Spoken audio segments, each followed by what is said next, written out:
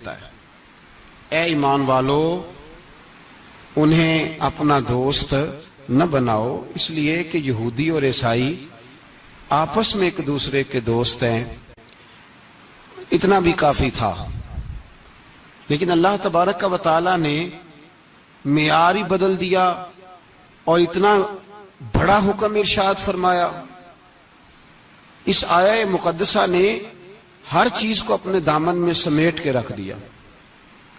یہودی اور عیسائی کو اپنا دوست نہ بناؤ، اس لیے کہ وہ آپس میں ایک دوسرے کے دوست ہیں۔ تو بات اتنی بھی کافی تھی، لیکن فرمایا اللہ تعالیٰ نے وَمَن يَتَوَلَّهُم مِّنكُمْ، جو تم میں سے انہیں اپنا دوست بنائے گا۔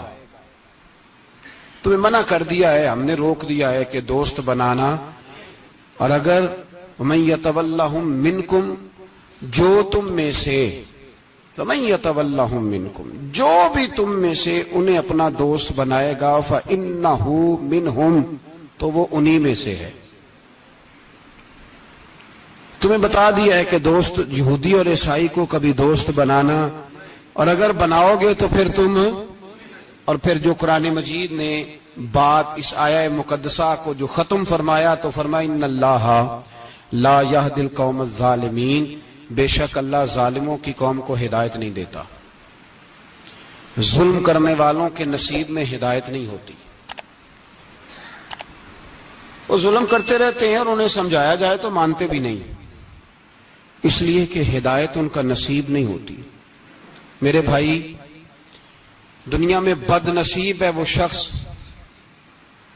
جو غلطی کرتا ہے اور پھر مانتا بھی نہیں، اور دنیا میں کم ظرف ہیں وہ لوگ، کم ظرف جو اپنے ظالم ہونے کے باوجود ظلم پر وضاحتیں پیش کرتے ہیں، اپنی غلطیوں کا اعتراف کرنے کی بجائے ان پر دلیلیں دیتے ہیں، چھوٹے ظرف کے لوگ۔ اللہ تبارک و تعالیٰ نے فرمایا یہودی اور عیسائی کو کبھی دوست نہ بنانا۔ میرے بھائیوں، میرے بزرگوں، میرے دوستوں، ہمارا دین تعصب سے پاک ہے لیکن تسلب کا حامی ہے۔ تعصب کا مطلب یہ ہوتا ہے کہ کہنا مار دو دوسرے کو، برداشت ہی نہ کرو، اور تسلب کا مطلب یہ ہوتا ہے کہ اپنے دین میں پختہ ہو جاؤ، اپنے دین میں پکے ہو جاؤ۔ اب ہم نا ہر روز نماز کی نیت باندھتے ہیں، اللہ اکبر، سورۃ فاتحہ پڑھتے ہیں، اہدنا الصراط المستقیم صراط الذین انعمت علیہم، اتنی بھی بات بڑی تھی، کافی تھی۔ اے اللہ ہمیں صراط مستقیم پہ چلا اور ان لوگوں کے رستوں پہ چلانا جن پر تو نے انعام کیا، بڑی بات تھی، مثبت بات ہو گئی، منفی بات کی ضرورت نہ تھی۔ لیکن اللہ تبارک و تعالیٰ نے فرمایا کہ جہاں تم مجھ سے یہ دعا مانگو نا کہ صراط الذین انعمت علیہم، یا اللہ ان لوگوں کے رستوں پہ چلا جن پر تو نے انعام کیا، انبیاء، صلحاء، اتقیاء، صوفیاء، اولیاء، جہاں یہ دعا مانگنی ہے نا، ساتھ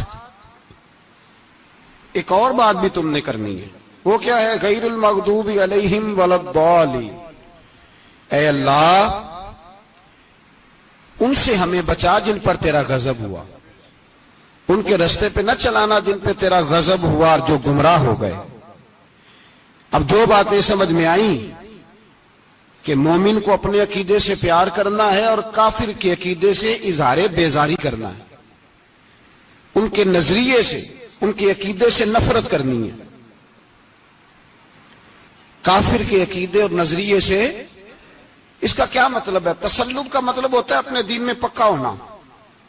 دو تین جملوں میں بات سمجھاتا ہوں، اگر آپ کی سمجھ میں آئی تو بڑا بہتر ہوگا۔ دو تین جملوں میں، تسلب پکا ہونا، اس کا کیا مطلب ہے؟ اس کا مطلب یہ ہے کہ اپنی آنکھوں پر جو تم نے اینک لگانی ہے وہ دین کی اینک لگانی ہے، جو چیز بھی دیکھنی ہے وہ دین کی آنکھ سے دیکھنی ہے، جو کچھ بھی تم نے چاہنا ہے، بڑی بات کر رہا ہوں اگر آپ سمجھے تو، جو بھی تم نے دیکھنا ہے دین کی اینک سے دیکھنا ہے، جو تم نے چاہنا ہے وہ دین کے دل کے ساتھ چاہنا ہے، اور جو تم نے سوچنا ہے وہ دین کے دماغ کے ساتھ سوچنا ہے. اس کا ترجمہ اقبال نے کیا, کہنے لگے قوم مذہب سے ہے, مذہب جو نہیں. قوم کس سے ہے؟ قوم مذہب سے ہے, مذہب جو نہیں. اور فاضل بریلوی کہتے ہیں دہن میں زبان تمہارے لیے اور بدن میں ہے جان تمہارے لیے. ہم آئے یہاں تمہارے لیے تو اٹھیں بھی وہاں تمہارے لیے. اپنی ہر چیز, ہر نقطہ نظر میں پہلے دین, اس کے بعد کوئی اور. کافر کے عقیدے سے ہمارے زمانے میں نا فلسفی, منطقی, ادیب, شاعر, ملنگ, تلنگ, یہ بڑی جماعتیں. کھچڑی ہے, کھچڑی. اب وہ کھچڑی ایک نیا درس دیتی ہے. وہ کھچڑی یہ کہتی ہے کہ یہ سارے اللہ کو پکارتے ہیں, سارے اسی کے نام ہیں. یہ سارے, ہمارے ایک سابق وزیر اعظم نے بھی کہا تھا, ایک نوجوان کی عادت دی ہے گھسی پٹی جماعت نے, وہ بھی یہی کہتے ہیں. ہولی پہ بھی چلے جاؤ, دیوالی پہ بھی چلے جاؤ, ہندوؤں کے مندر میں بھی چلے جاؤ. وہ کہتے ہیں سارے اسی کے نام ہیں, جو بت کو پکار رہا ہے وہ بھی اسی کو ہی پکار رہا ہے, معاذ اللہ. جو رام رام کہہ رہا ہے وہ بھی بات اصل وہی ہے. وہ بیوقوف ہو, اگر بت کو پکارنے والا بھی کسی نہ کسی رنگ میں اللہ کو ہی پکار رہا تھا, معاذ اللہ, تو پھر نبی پاک صلی اللہ علیہ وسلم کو کیا ضرورت تھی بتوں کا مقابلہ کرنے کی؟ تم نے تو سارا دین ہی مشکوک کر دیا. ہر شے مشکوک ہو گئی. جو بتوں کو پکار رہا ہے وہ بھی اسی کو پکار رہا ہے, جو رام کہہ رہا ہے وہ بھی اسی کو کہہ رہا ہے, جو پتھر پوج رہا ہے وہ بھی. کیا تماشا لگایا ہوا ہے. اللہ تبارک و تعالیٰ تو اتنا غیور ہے, وہ کہتا ہے ان اللہ لا یغفر ان یشرک بہ ویغفر ما دون ذلک لمن یشاء. میں ہر چیز بخش دوں گا, میرے ساتھ کسی کو شریک نہ بنانا, میں اس کی معافی نہیں دوں گا. اللہ کے پیارے پیغمبر حضرت عزیر, جناب عیسیٰ علیہ السلام کو جب لوگوں نے معاذ اللہ خدا کا بیٹا کہا تو رب تبارک و تعالیٰ نے قرآن پاک کی آیتیں نازل فرمائی. فرمایا یہ جھوٹ بولتے, یہ ظلم کرتے ہیں اپنی جانوں پر. او بھائی, یہ کھچڑی جو پکا رہے ہیں نا ملنگ لوگ, ادیب لوگ, سارے اسی کے نام ہیں. اس کا ایک ہی نام ہے, لا الہ الا اللہ, لا الہ الا اللہ, لا الہ الا اللہ. اس کے سوا کوئی بھی معبود ہو ہی نہیں سکتا, سوال ہی نہیں. او خدا کے بندے, یہ فلسفہ. اور پھر ہم سیانے بڑے, ہمارے دلوں میں رحمت بڑی ہے, نرمی بڑی ہے. کافر کے حق میں, مشرک کے حق میں, سارے جی اسی کو پکارتے ہیں. تو زیادہ مہربانی کرنے والا ہے یا نبی پاک زیادہ رحمت للعالمین ہے؟ حضور نے تو فرمایا بت کے پجاری سے جہاد ہوگا تلوار کے ساتھ, پنڈت اور جوگی کاٹے جائیں گے تلوار کے ساتھ.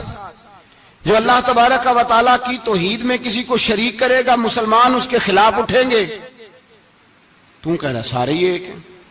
تسلب نہیں, دین کی پختگی نہیں. ہمارے ہاں لوگ مسئلہ پوچھتے ہیں, پاکستان میں جو عیسائی رہتے ہیں نا وہ غریب ہیں, پاکستان میں جو عیسائی رہتے ہیں نا وہ, اور جو امریکہ میں رہتے ہیں. پاکستان کے اندر جو لوگ ہیں نا وہ مسئلہ پوچھتے ہیں, کہتے ہیں جی عیسائیوں کے ساتھ کھانا پینا جائز ہے. میں نے کہا امریکہ میں جب رہتے ہو تب کیوں نہیں پوچھتے؟ یہاں تم مسئلہ پوچھتے ہو, پوچھتے ہیں نا لوگ عیسائیوں کے ساتھ کھانا پینا جائز ہے کہ ناجائز, اور وہاں جب تمہیں ضرورت ہوتی ہے پاسپورٹ کی تو عیسائی بی بی سے نکاح کر لیتے ہو.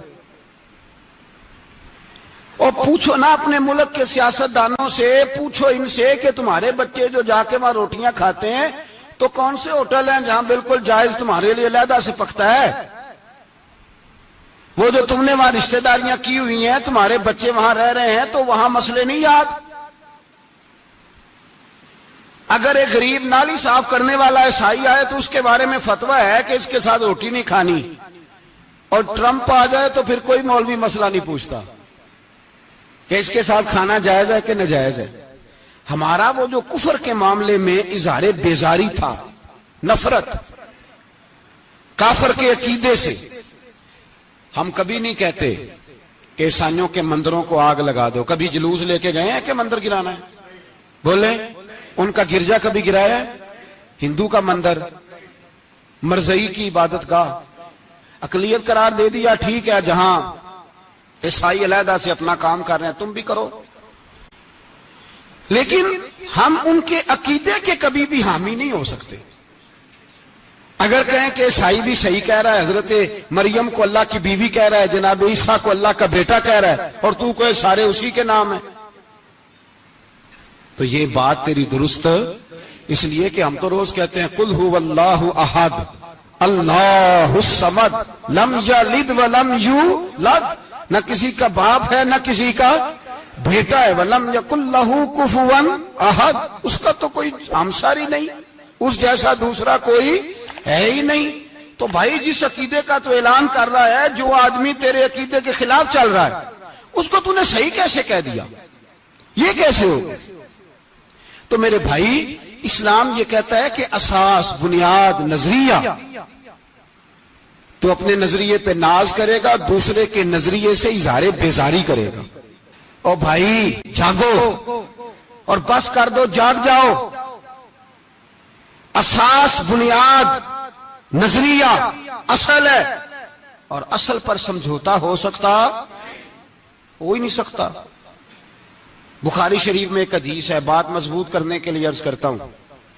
حضرت یحییٰ ایک تابعی بزرگ ہے، وہ کہتے ہیں حضرت عبداللہ ابن عمر رضی اللہ تعالیٰ عنہ میرے پاس آئے تو میں نے ان سے کہا حضور ہمارے محلے میں ایک جماعت رہتی ہے مسلمانوں کی، وہ نمازیں بھی پڑھتے ہیں، روزے بھی رکھتے ہیں، زکوٰۃ بھی دیتے ہیں، حج بھی کرتے ہیں، بس تقدیر کو نہیں مانتے، صرف ایک چیز کے انکاری ہیں، تقدیر کے۔ تو کیا حکم ہے؟ تو آپ فرمانے لگے ان سے کہہ دو کہ ہمارا تمہارا کوئی تعلق نہیں، ان سے کہہ دو ہمارا تمہارا کوئی رشتہ نہیں، ہمارا تمہارا کوئی کسی قسم کا رابطہ۔ اور فرمایا ان کو بتا دینا کہ رسول پاک کے صحابی نے فتویٰ دیا ہے جتنی مرضی نمازیں پڑھو، جتنے مرضی روزے رکھو، اور احد پہاڑ کے برابر اگر تمہارا دل کرے تو صدقے کرو، پر تمہارا کوئی عمل اللہ کی بارگاہ میں قبول نہیں جب تک تمہارا عقیدہ صحیح نہیں، جب تک تمہارا نظریہ ٹھیک نہیں، اتنی دیر تک کوئی عمل اللہ کی بارگاہ میں تمہارا قابل قبول نہیں۔ اساس پر، بنیاد پر کوئی سمجھوتا ہو سکتا؟ بنیادوں پر سمجھوتے نہیں ہوتے بھائی۔ اور ایک ہوتا ہے گناہگار، ایک ہوتا ہے غدار۔ گناہگار اور غدار میں بڑا فرق ہوتا ہے۔ ایک آدمی شراب پیتا ہے، کسی نے اس کو منع کیا تو اس نے کہا یار میری غلطی ہے، آئندہ نہیں پیوں گا، وہ گناہگار ہے۔ ایک نے کہا نہیں پینی چاہیے، وہ کافر ہے۔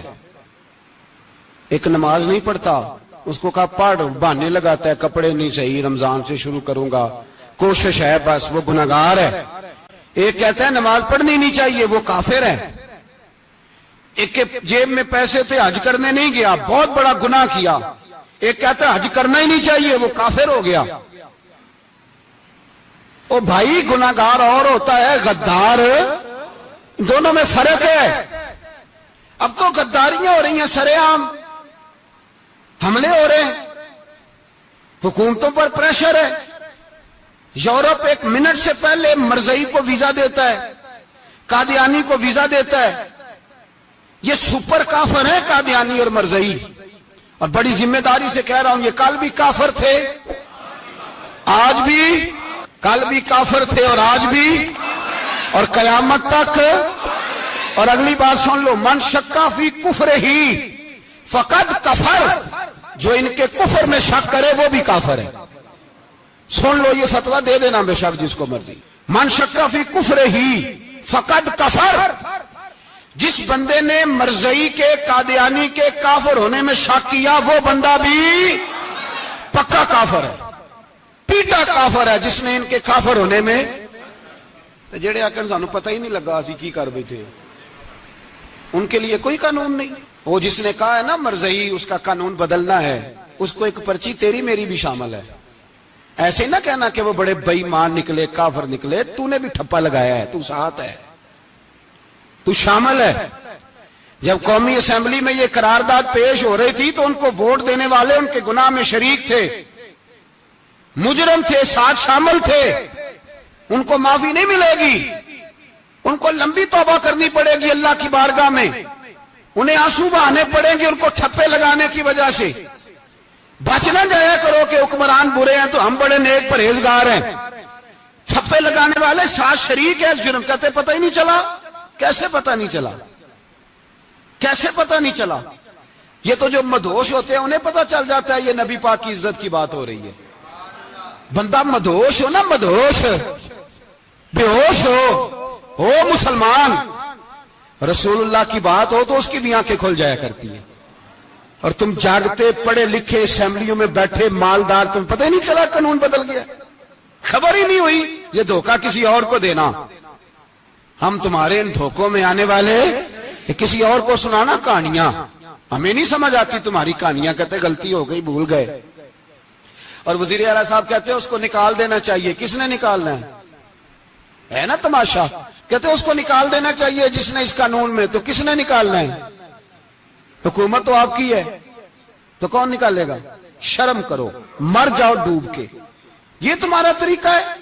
جرم کرتے اور جرم کر کے کہتے ہو نہیں نہیں نکال دینا. کون نکالے گا؟ نکالو پتہ چلے تمہارا.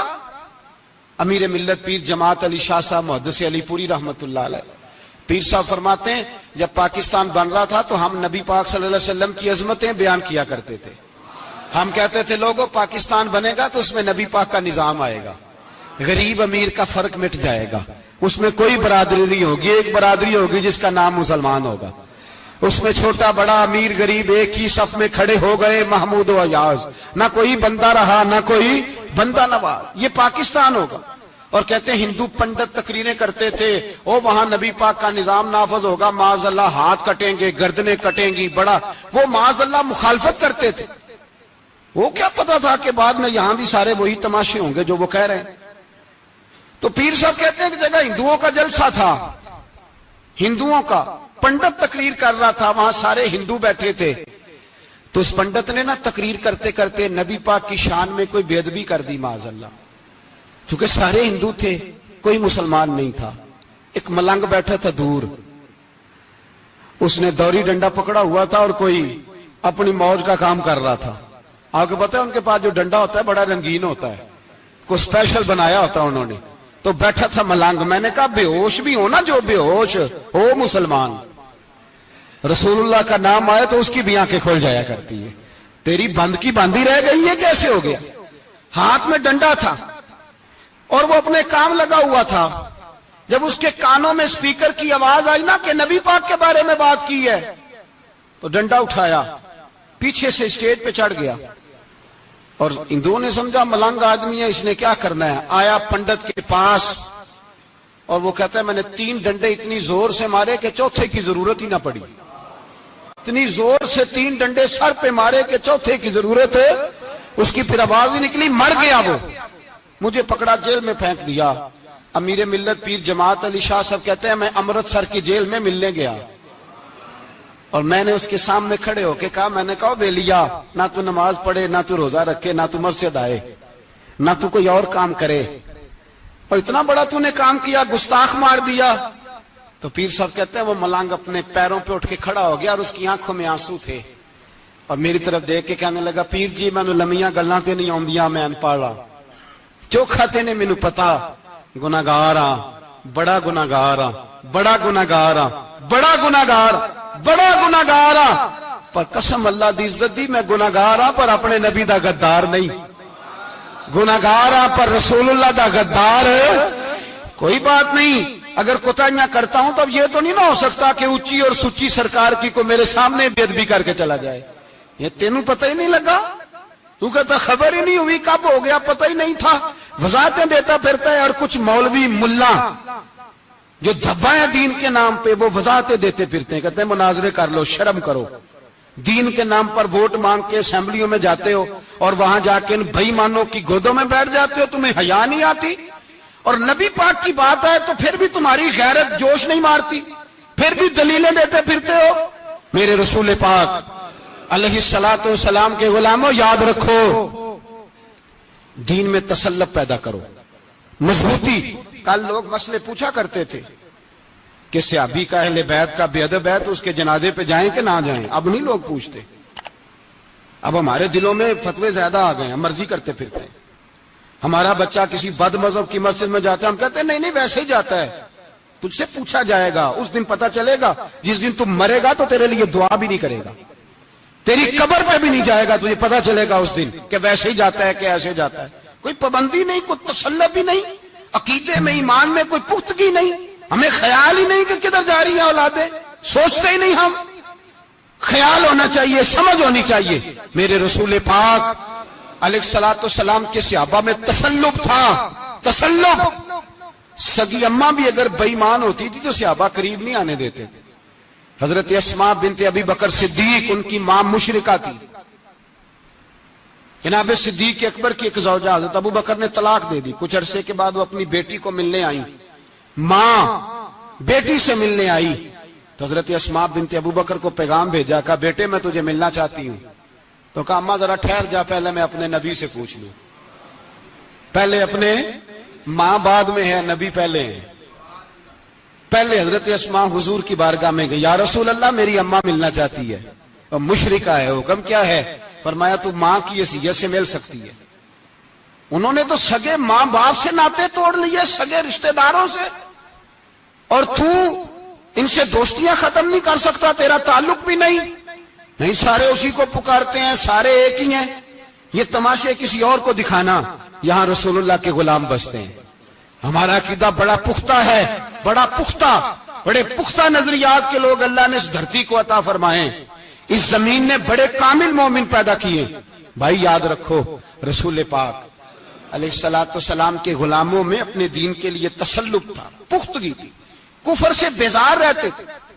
اگر سب کو ایک میں ایک ہی کرنا تھا تو پھر اتنی لمبی چوڑی جدوجہد, امیر حمزہ کا کلیجہ نکل گیا, کان کٹ گئے, سب کچھ ہو گیا, اور آج تم ان شہیدوں کی لاشوں پہ کھڑے ہو کے کہتے ہو کہ یہ تو ایسے ہی کٹ گئے. مذاق ہے یہ, کوئی مذاق ہے؟ اصل بات بتاؤں آپ کو کیا ہے؟ دین مفت میں ملا ہے, اور جو شے مفت مل جاتی ہے اس کی قدر نہیں ہوتی. قدر دین نبی دا ایک ہی جانن دنیا دار کمینے, دین نبی دا جانن والے سونگے وچ مدینے. تجھے کیا پتا, تجھے کیا خبر اس دین کی؟ تجھے خبر ہی نہیں میرے رسول پاک کا پسینہ کتنا بہا ہے. کبھی تیرا پھیرا لگے تو احد کے پہاڑ سے جا کے پوچھنا نبی پاک کا خون کتنا بہا ہے. کبھی ٹائم ملے نا, ملک شام جا اور حضرت بلال کی قبر پہ کھڑے ہو کے پوچھ دین کتنا قیمتی ہے. اور پھر اس سے زیادہ بات پوچھنی ہو نا کبھی تو مدائن جا, حضرت سلمان فارسی کے مزار کے پاس ان سے پوچھ دین کی قیمت کتنی ہے. وہ تجھے بتائیں گے کہ کئی 100 سال لگ گئے نبی پاک کے قدموں میں پہنچنے تک. 100 سال, کئی 100 سال. اور اگر پھر بھی تجھے تسلی نہ ہو تو جنت البقیع میں جا اور سیدہ طیبہ طاہرہ حضرت فاطمہ الزہرا سے پوچھ, ان سے پوچھ بی بی اس دین کی قدر کیا ہے. وہ تجھے بتائیں گی کہ جب دین کے چہرے پہ سرخ رنگ بھرنا تھا تو میں نے حسین کا خون دے کے بھرا. وہ تجھے بتائیں گی کہ اس دین کو جب پینٹ کرنا تھا تو میں نے جناب علی اصغر کے بازوؤں کے ساتھ مصوری کی ہے. اس کو آسان سمجھ رکھا ہے لوگوں نے, آسان سمجھ رکھا ہے. کہا تم کٹ گئے, اور آج اٹھنے والا صوفی اور درویش کہتا ہے سارے ایک ہی ہیں, سارے اسی کو مانتے ہیں. جس سیاستدان کا دل کرتا ہے وہ جا کے مندروں میں پوجا کر آتا ہے, جس کا دل کرتا ہے وہ جا کے ہندوؤں کی ہولی اور دیوالی میں شریک ہو جاتا ہے. سب ایک ہی ہیں. اگر ایک ہی تھے تو حسین کا علی اصغر کیوں شہید ہوا؟ اگر سب ایک ہی تھے تو جناب علی اکبر کیوں شہید ہوئے؟ سارے ایک ہی تھے تو پھر ٹھیک ہے, مست رہنا چاہیے تھا. یہ مذاق ہے اتنی قربانیاں, شرم ہی نہیں آتی بات کرتے ہوئے. جاگو اور اپنے دین کو سمجھو. میرے رسول پاک علیہ الصلوۃ والسلام نے جو دین دیا اس میں تسلب ہے, تسلب, کفر سے بیزاری. کتنی بیزاری؟ حضرت ام حبیبہ رضی اللہ تعالیٰ عنہ ام المومنین ہے, یہ ہماری اماں ہیں. ام, ماؤں کے نام تو بچوں کو آنے چاہیے نا, یہ مومنوں کی ماں ہیں. ابو سفیان کی بیٹی ہیں, حضرت ابو سفیان رضی اللہ تعالیٰ عنہ کی بیٹی نبی پاک کی زوجہ ہیں. جناب امیر معاویہ رضی اللہ تعالیٰ عنہ کی سگی بہن حضور کی زوجہ تھی, بہت بڑے امیر باپ کی بیٹی تھی. مدینے جب آئیں تو نبی پاک کے گھر میں غربت دیکھی, آزمائش دیکھی، کئی کئی دنوں کے فقر اختیاری کے جلوے دیکھے۔ ابو سفیان ایک مذاکرات کے سلسلے میں مدینے آئے اور کہتے ہیں میں نے سوچا سیدھا اپنی بیٹی کے گھر جاتا ہوں، تو کہتے ہیں میں حضرت ام حبیبہ کے صحن میں داخل ہوا تو چارپائی پہ بستر بچھا ہوا تھا، اور ام حبیبہ ایک سائیڈ پہ بیٹھ کر تو سوئی دھاگے کے ساتھ کوئی کام کر رہی تھی۔ ابو سفیان کہتے ہیں میری بیٹی کی نظر پڑی تو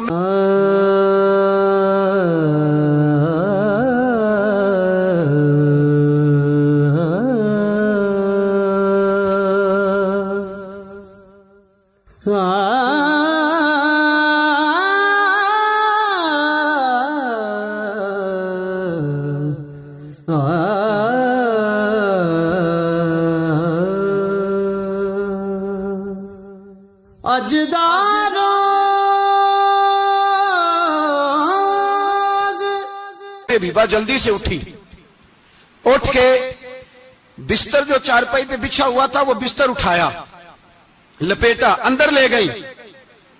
بعد میں باہر آئیں تو میں نے بیٹی کے سر پہ ہاتھ رکھا، میں نے کہا بیٹی میں سمجھ گیا ہوں، بستر پہ میری نظر پڑی ہے، لگتا ہے کئی سال پرانا ہے، پیوند بھی لگے ہوئے ہیں، تو اس لیے اندر رکھا ہی ہے کہ پرانے بستر پہ باپ کو بٹھاؤں گی، اس لیے رکھا ہی ہے۔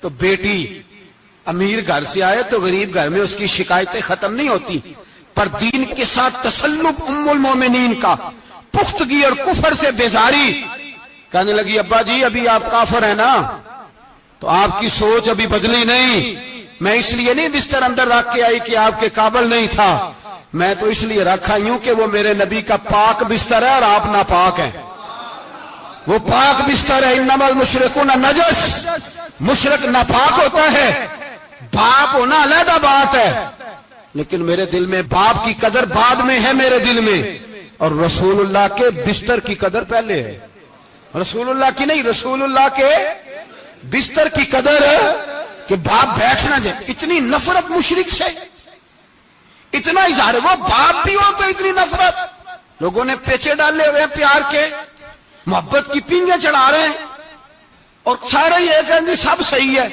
اور ہمارے دلوں میں نرمی، ہمارا اپنا جوان باہر جاتا ہے، وہ یہ نہیں دیکھتا کہ میں جس سے شادی کرنے لگا ہوں نیشنلٹی زیادہ ضروری ہے کہ ایمان، پیسے زیادہ ضروری کہ ایمان، دین زیادہ ضروری کہ دولت۔ عجیب تماشا ہے، بیچتے پھرتے ہیں، فار سیل کر دیا مذہب کو، تسلط بھی نہیں، کوئی خیال ہی نہیں، توجہ ہی نہیں ہماری۔ میرے رسول پاک علیہ الصلوۃ والسلام کے صحابہ جو چٹان تھے دین کے معاملے میں، اپنا پیارا بھی سامنے آتا تھا تو کافر سمجھ کے قتل کر دیتے، اس لیے کہ وہ سمجھتے تھے قوم مذہب سے ہے، مذہب جو نہیں تم بھی نہیں، اگر دین نہیں رہے گا تو کوئی شے باقی نہیں رہے۔ یاد رکھنا، اگر دین نہیں رہے گا، میرے حبیب پاک علیہ الصلوۃ والسلام کے غلاموں کا یہ حال تھا۔ احد کے اندر افواہ پھیل گئی کہ حضور شہید ہو گئے، حضرت انس بن مالک کے چچا تھے انس بن نضر رضی اللہ تعالیٰ، جب افواہ پھیلی نا حضور شہید ہو گئے تو جناب انس بن نضر اٹھے، تلوار پکڑی، صحابہ سے کہنے لگے یہاں کیوں بیٹھے ہو؟ کہا حضور شہید ہو گئے، ہم کیا کریں؟ فرمایا حضور شہید ہو گئے تو ہم زندہ رہ کے کیا کریں گے؟ یہاں کیوں بیٹھے ہو؟ ہمارا جینا بھی مصطفیٰ کے لیے، مرنا بھی مصطفیٰ کے لیے، اگر حضور علیہ الصلوۃ والسلام وصال کر گئے تو اٹھو، ان بے ایمانوں سے لڑتے ہیں جنہوں نے مصطفیٰ کو شہید کیا ہے، اٹھو۔ حضرت انس بن نضر میدان میں نکلے، اس طرح لڑے کہ صحابہ کہتے ہیں نہ زخموں کی پرواہ، تیر برستے رہے پرواہ کوئی نہیں، تلواریں چلتی رہی پرواہ کوئی نہیں، ان کے وجود پر نیزوں کے زخم آتے رہے پرواہ کوئی نہیں۔ حضرت انس بن نضر اتنا لڑے کہ شہید ہو گئے، اور جب شہادت کے بعد ان کی لاش دیکھی تو 80 زخم نظر آئے، تلواروں کے، نیزوں کے 80 زخم۔ حضور کے لیے ان لوگوں نے جانیں دے دی، پرواہ ہی نہیں کی۔ یہاں اس مسئلے کو ہمارے ہاں لوگ سمجھتے ہی نہیں۔ ختم نبوت کا مسئلہ بڑا حساس مسئلہ ہے۔ ما کان محمد ابا احد من رجالکم ولکن رسول اللہ وخاتم النبیین۔ ہم ختم بھی پڑھے نا کسی کا تو اس میں بھی ختم نبوت والی آیت پڑھتے ہیں، اس لیے کہ یہ بنیادی مسئلہ ہے۔ ہم لوگوں کو بتاتے ہیں کہ جو مرنے والا گیا ہے نا دنیا سے، وہ نبی پاک کی ختم نبوت کا اعلان کرتا ہوا گیا ہے۔ ہم لوگوں کو یہ بات بتلاتے ہیں، میرے حبیب پاک علیہ الصلوۃ والسلام کی 150 کے قریب حدیثیں ہیں کہ میں آخری نبی ہوں، میرے بعد کوئی نبی نہیں ہے۔ 150 کے قریب حدیثوں میں حضور نے ارشاد فرمایا، جگہ جگہ محبوب پاک نے وضاحت فرمائی کہ میں آخری نبی ہوں، میرے بعد کوئی نبی ہو سکتا، وضاحت۔ اور ہمارے علماء نے لکھا ہے جو دعویٰ کرے کہ میں نبی ہوں اور جس بندے نے اس سے یہ کہا کہ چل کوئی دلیل دکھا، وہ بھی کافر ہو گیا، وہ بھی کافر۔ کیوں تو نے یہ سوال کیا؟ یہ حساس نوعیت کا مسئلہ ہے۔ میرے رسول پاک علیہ السلام کے غلاموں نے ایک پیغام دیا ہے ہمیں، اس پیغام کو یاد رکھنا۔ حضرت سعد بن ربیع رضی اللہ تعالیٰ عنہ کو احد کے میدان میں اتنے زخم لگے کہ اٹھا نہیں جاتا تھا۔ نبی پاک صلی اللہ علیہ وسلم نے فرمایا جاؤ کو میرے سعد بن ربیع کا پتہ کرو وہ کہاں ہے۔ صحابہ آئے تو فرماتے ہیں جب ہم ان کے پاس پہنچے تو ان کی روح پرواز کر رہی تھی، آخری لفظ انہوں نے ادا کیے، کہنے لگے ادھر آؤ صحابہ، ادھر آؤ، میری وصیت سن لو۔ ہم قریب گئے، ہم نے کہا شاید بچوں کے بارے میں، اولاد کے بارے میں، گھر کے بارے میں کوئی وصیت کریں گے۔ تو حضرت سعد بن ربیع نے وصیت فرمائی، کہنے لگے جا کے نبی پاک کے غلاموں کو میرا پیغام دے دینا، جا کے امت مسلمہ کو میرا پیغام دے دینا کہ مسلمانوں اگر تم میں سے ایک بھی زندہ ہوا اور نبی پاک کی ناموس پر کوئی حرف آیا تو پھر اللہ کی بارگاہ میں تمہارا کوئی عذر قبول نہیں کیا جائے گا۔ یہ میدان احد میں سر سے لے کر پاؤں تک زخم لگے ہوئے ایک صحابی کا پیغام ہے امت مسلمہ کے نام۔ حضرت سعد بن ربیع رضی اللہ تعالیٰ عنہ فرمانے لگے میں مرتے وقت مسلمانوں کو پیغام دے کے جا رہا ہوں کہ اگر حضور کی عزت پر، ناموس پر، نبی پاک صلی اللہ علیہ وسلم کی ذات پر ذرا سا بھی حرف آیا اور مسلمان زندہ ہوئے اور پھر اگر وہ سمجھیں کہ ہمیں اللہ کی بارگاہ سے معافی مل جائے گی تو یاد رکھنا رب ہر بات معاف کرے گا، اس بات میں تمہیں اللہ معافی، اس میں تمہیں یہ پیغام دیا سعد بن ربیع نے اور امت کو سمجھایا کہ ہر بات میں کمپرومائز کر لینا، رسول اللہ کی ذات کے بارے میں کمپرومائز نہ کرنا۔ جب سے مرزائیوں کو ان سپر کافروں کو اقلیت قرار دیا گیا ہے، اس کے بعد کسی مرزائی کی عبادت گاہ جلائی ہے مسلمانوں نے؟ بولے کبھی کسی مرزائی کے ساتھ مسلمانوں نے کوئی ظلم کیا ہے بعد میں؟ ٹھیک ہے اپنی عبادت کر رہے ہیں جس طرح بھی کر رہے ہیں، باقی اقلیتیں بھی رہیں۔ کبھی دوبارہ علماء نے یہ تحریک چلائی ہے کہ انہیں پاکستان سے نکالو، یہ کیوں بستے ہیں یہاں؟ اقلیت ہے تو رہنے دو۔ جی جو بے ایمان ہے، کافر ہے، اسے گھسیٹ کے دین میں کیوں لاتے ہو جب وہ آنا نہیں چاہ رہا؟ انہوں نے اس کانے بے ایمان کو نبی مانا ہوا ہے، وہ اس کو پیغمبر مانتے ہیں، کبھی ذلی نبی مانتے ہیں، کبھی بروزی نبی مانتے ہیں، پوری دنیا میں نیٹ ورک بنایا ہوا ہے، ہر جگہ ڈنڈورا پیٹتے پھرتے ہیں۔ وہ کہتے ہیں خاتم النبیین کا معنی یہ ہے کہ نبی پاک تو مہرے لگانے آئے ہیں، بڑے نبی آ سکتے ہیں۔ ان کا عقیدہ یہ ہے کہ مرزا مستقل نبی نہیں تھا، وہ حضور کا سایہ بن کے آیا تھا۔ وہ معاذ اللہ جس نبی کا اللہ پاک نے ظاہری حیات میں سایہ نہیں بنایا، یہ کانا سایہ بنے گا نبی پاک کا؟ اس بے ایمان کو وہ اپنا پیشوا مانتے ہیں۔ چلو چھوڑو، جو کافر کو اپنا پیشوا مانے وہ بندہ صحیح ہوتا ہے؟ چلو نبی نہ بھی مانے، پیشوا مانے، وہ صحیح ہوتا ہے؟ اتنے پکے بے ایمانوں اور کافروں کو تم لوگوں نے گنجائش دینے کے لیے صرف مغربی یہ جو بنانا چاہتے ہیں نا، یہ اپنے اوپر سے لیبل اتارنا چاہتے ہیں کہ نہیں جی نہیں ہم تو سب کو لے کے، وہ تو کئی دفعہ کہہ چکے ہیں جی سارے اسی کو پکارتے ہیں۔ نہ سارے اسی کو نہیں پکارتے، اس کو اگر صحیح پکارتے ہیں تو مسلمان پکارتے ہیں، باقی اس کو صحیح پکارتے کہ جھوٹ بولتے ہیں، ملاوٹ کرتے ہیں، شرک کرتے ہیں، کفر کرتے ہیں، اور اللہ کی بارگاہ میں کفر و شرک کی کوئی معافی۔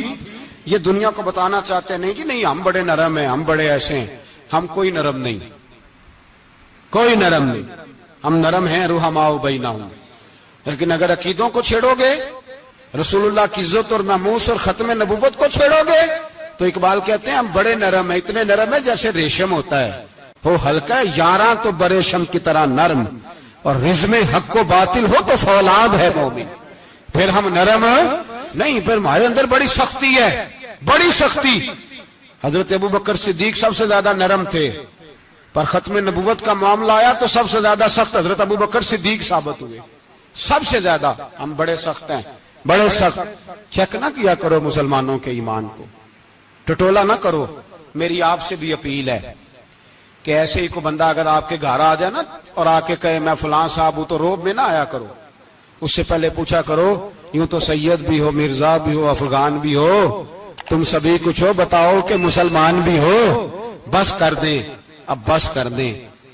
ان لوگوں کے ہاتھ مضبوط کر دیں جو ہاتھ بڑھاتے ہیں تو نبی پاک کی ختم نبوت پہ ہی ڈال لیتے. ان کے ہاتھ مضبوط کرنے بند کرو، بند کرو ان ظالموں کے ہاتھ مضبوط کرنے.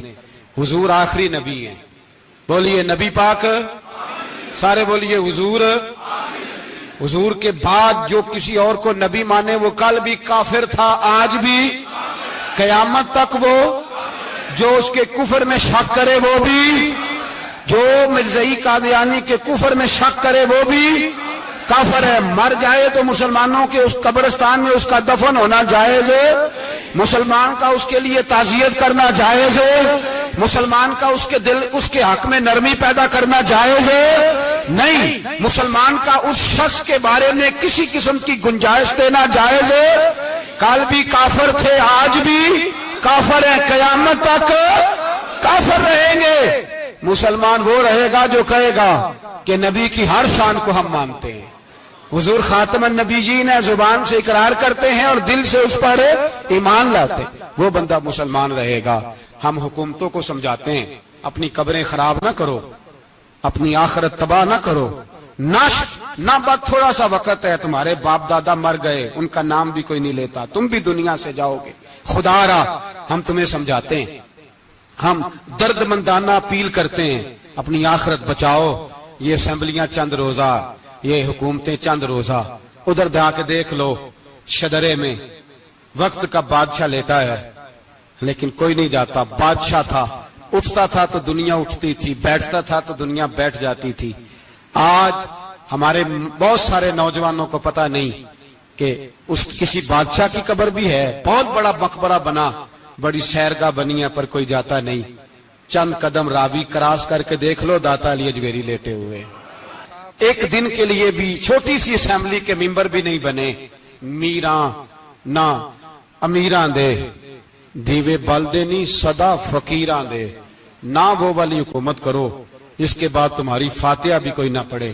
اور جا کے دیکھ لے داتا صاحب کی قبر کے چاروں جانب پھٹیاں لگی ہوئی ہیں. سارا دن ساری رات اللہ کا قرآن پڑھا جاتا ہے، دن رات وہاں درود پڑھے جاتے ہیں، ان کو اصالہ ثواب کیا جاتا ہے. یہ والی زندگی جی، واپس آ جا، نہ اپنی آخرت خراب کر.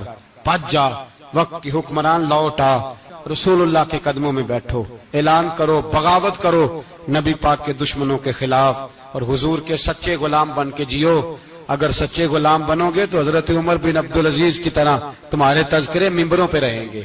اور اگر غداری کرو گے، غداری، تو یزید کی طرح تمہاری اپنی اولادیں بھی تمہارا نام نہیں لیں گی، اپنی اولادیں بھی تمہارے تذکرے چھوڑ جائیں گی. یاد رکھنا اللہ کی لاٹھی بڑی بے آواز ہے. کل من علیہ فان، فنا کر دیتا ہے ہر چیز کو. دعا ہے اللہ ہمیں سمجھنے کی توفیق عطا